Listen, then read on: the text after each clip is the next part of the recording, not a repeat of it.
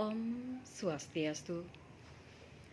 Assalamualaikum warahmatullahi wabarakatuh. Salam sejahtera buat kita semua. Salam Om Nama Budaya. Rahayu, Rahayu, Rahayu. Salam Guru Penggerak. Perkenalkan, nama saya Ana Agung Sri Intan Maini. Saya bertugas di SMK Negeri 1 Tegalalang, Kabupaten Gianyar, Provinsi Bali. Pada kesempatan ini saya akan menjelaskan tentang eksplorasi konsep refleksi diri tentang pemikiran Ki Hajar Dewantara. Ki Hajar Dewantara adalah Bapak Pendidikan Nasional yang sudah kita tahu bersama bahwa Bapak Ki Hajar Dewantara sebagai Bapak Pendidikan Nasional kita memiliki 3 konsep yang sudah kita ketahui bersama, yaitu dari tingkat sekolah dasar kita mengenyam pendidikan sudah senantiasa diperkenalkan dengan 3 semboyan tersebut.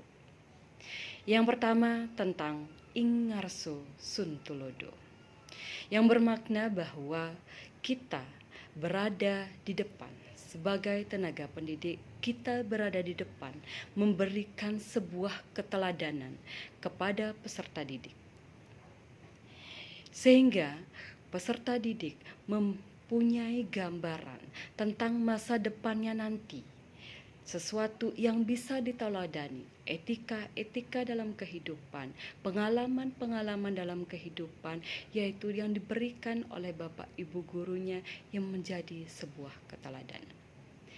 Semboyan yang kedua itu adalah Ing Madiu Mangunkarso.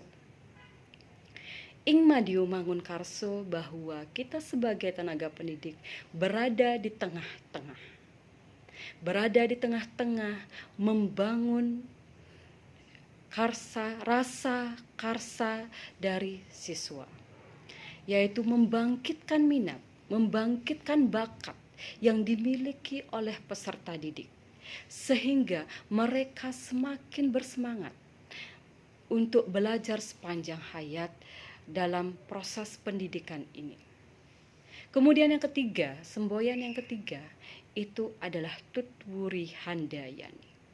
Tutwuri Handayani itu berada di bagian belakang. Kita sebagai bagian dari pendidikan, sebagai tenaga pendidikan, berada di belakang, yaitu memberikan semangat, mendorong mereka sehingga terus melakukan, terus berkarya, terus belajar, terus meningkatkan kemampuannya.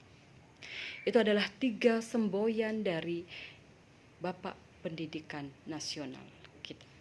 Tidak terlepas dari itu bahwa dalam proses pendidikan itu adalah peserta didik bagaimana menjalani proses pendidikan itu berdasarkan kodrat keadaannya.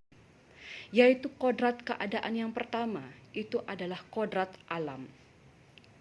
Kodrat alam ini yaitu bahwa kita sebagai peserta, sebagai tenaga pendidik itu memberikan sebuah pembelajaran yang kontekstual, yang sesuai dengan alam mereka berada.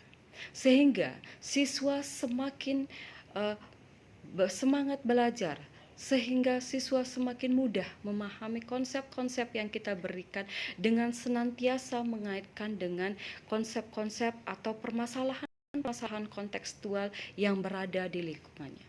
Contohnya, saya bertugas di SMK Negeri 1 Tegalalang yang sebagian besar yaitu berada di lingkungan pariwisata, selalu mengaitkan dengan keadaan-keadaan pariwisata.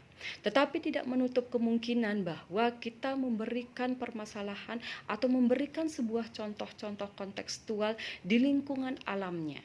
Hal ini juga dapat memberikan gambaran secara umum tentang keadaan atau lingkungan di luar alam mereka. Tetapi pada umumnya bahwa kita membangkitkan siswa berdasarkan kodrat alamnya. Yang kedua itu berdasarkan kodrat zamannya. Tentu bahwa kita sebagai pendidik pada zaman kita belajar, yaitu sistem model-model teknik-teknik pembelajaran yang diberikan oleh Bapak Ibu guru kita pasti mengalami perkembangan, sehingga kita sebagai seorang tenaga pendidik harus bersifat dinamis. Harus bersifat dinamis sesuai dengan isi dan iramanya, agar kita senantiasa seirama dengan anak didik kita. Sekarang perkembangan teknologi, perkembangan gadget itu sangat berkembang pesat. Jadi kita sebagai tenaga pendidik harus mengikuti itu, harus menerapkan konsep-konsep kita sesuai dengan apa yang terjadi di lingkungan kita. Sekian pemaparan saya tentang eksplorasi konsep refleksi diri tentang pemikiran Ki Hajar Dewantara. Semoga bermanfaat. Salam bahagia dan sehat dari saya. Semangat calon guru penggerak. Saya tutup dengan Paramo Santi. Om Santi, Santi, Santi. Om.